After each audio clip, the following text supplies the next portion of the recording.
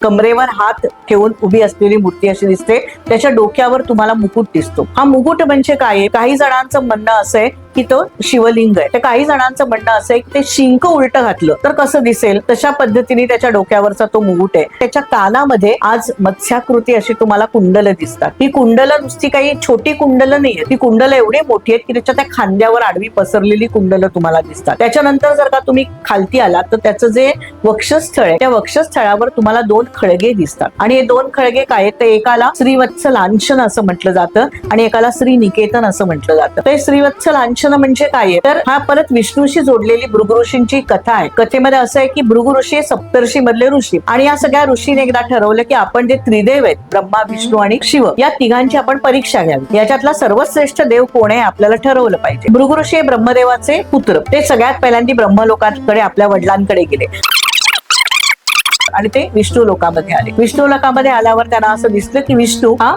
शेषावर झोपलेला आहे. तो विष्णू झोपलेला आहे बघितल्यावर त्याने चक्क स्वतःची एक लाथ त्याच्या वक्षस्थळावर मारली. विष्णू जागा झाला, पण विष्णू रागवला नाही. उलट त्यांनी काय केलं तर त्यांनी भृगु ऋषींना विचारलं की अहो माझं वक्षस्थळ कठीण आहे, तुमच्या पायाला लागलं तर नाही ना. परत सप्तर्षींकडे गेले आणि त्यांनी सांगितलं की विष्णू देव हा खूप शांत आहे आणि तो सर्वश्रेष्ठ देव आहे. भृगूने जे काही लाथ मारली ते तसंच्या तसं लांछन तसंच ठेवलं आणि म्हणून तेच लांछन आज आपल्याला विठ्ठलाच्या याच्यावर दिसतं असं मानलं जातं. आणि दुसरा खळगा आहे त्याला श्री निकेतन असं म्हणतात.